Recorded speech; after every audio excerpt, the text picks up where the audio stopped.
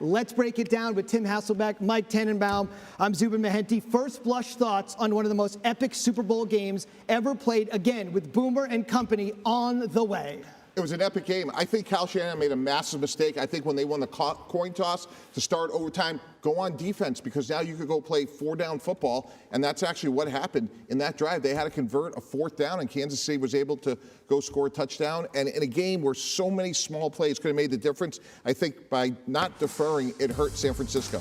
25-22. Tim, your takeaway thoughts, and then we're going to dig in. We'll have all your stats, all your post-game reaction, player reaction, all on the way tonight. What you have off the jump?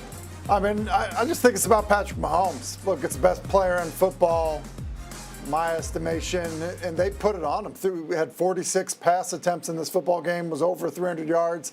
And then to think what he did on that final drive, basically just willing his team down the field. I mean, and I think it's a little bit what Mike is saying. You're giving Patrick Mahomes the opportunity to play four-down football, but yeah, like that to me is the difference. I think what we really are witnessing is greatness at the quarterback position, and Patrick Mahomes did it under immense pressure. Let's dig into that a little bit more, Tim. Mike, hang tight. I know there's so much to talk about. Fourth Super Bowl in 5 years, third Super Bowl win in 5 years, 28 years old. What are we on the precipice of seeing right now? Well, listen, I mean, I think when we see Brady, I just keep thinking that certain records don't feel like they're going to be broken, right? So Brady's 6 Super Bowls. Like you think, well, hey, no one's really going to catch that.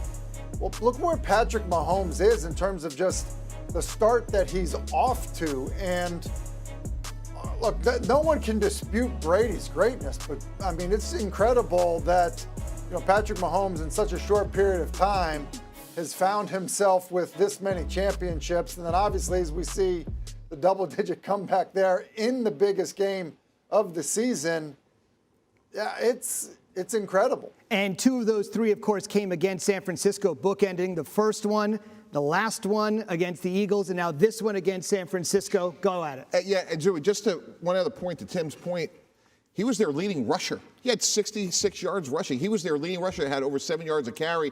I didn't love how they had to manufacture some fourth down conversions, but, you know, they brought pressure. He got the ball out. They play coverage. And if you play man-to-man against Patrick Mahomes, he's going to tuck it in and run. And I think that's why he's the best player, best athlete, best decision maker. And now he's literally unstoppable. Literally, in the prime of his career at the age of 28. Again, Chris Berman on the field where that epic Super Bowl was just played, Allegiant Stadium, Vegas, first time Super Bowl. Alex Smith, Booger, they're on the field. We'll get to them in just a second. SVP after that, one-stop shop, all your post-game coverage all night long right here on ESPN. Tim, it was an up-and-down season. The Chiefs essentially said that. Their season changed after that loss at home to the Raiders. They were carried by their defense all season long, yet when it counted the most, it was their offense that ended up winning the Super Bowl. Yeah, it was an up-and-down season. I think that's why you have to give Andy Reid a lot of credit for just kind of keeping the team together. You know, we saw, you know, even in this game, I thought there were moments where the Chiefs looked like they had lost their poise.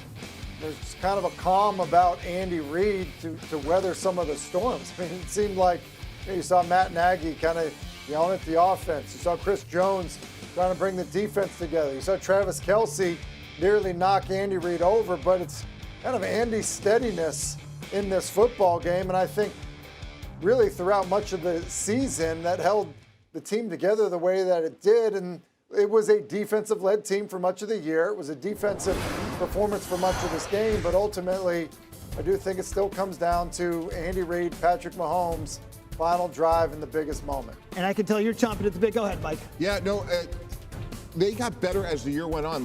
And punctuated by that, Zubin, was 8 different Kansas City Chiefs caught passes today. So they lose the great Tyreek Hill, right? And they go win back-to-back titles. How do they do that? It's a little bit of Rashee Rice. We saw McCole Hardman, who wasn't even on their team to start the year. He was a New York Jet, and yet there he is getting the game-winning touchdown. So it was like Travis Kelce and Band-Aids. And to Tim's point, like, even in this game, they sort of had to like reinvent themselves because Pacheco was really held in check for the most part. So to me, like, their adjustment was like a couple of quarterback runs. Kelce got open a couple of times. and they just made enough plays, one more play than the 49ers. We are still waiting for the MVP. It was a later than expected night in Vegas, but then again, aren't they all? Take a look at the scene in Kansas City where they are celebrating their third Super Bowl championship in 5 years. You know, they had to wait 50 years between championships, between Super Bowl 4 and 54. Now 3 in 5 years.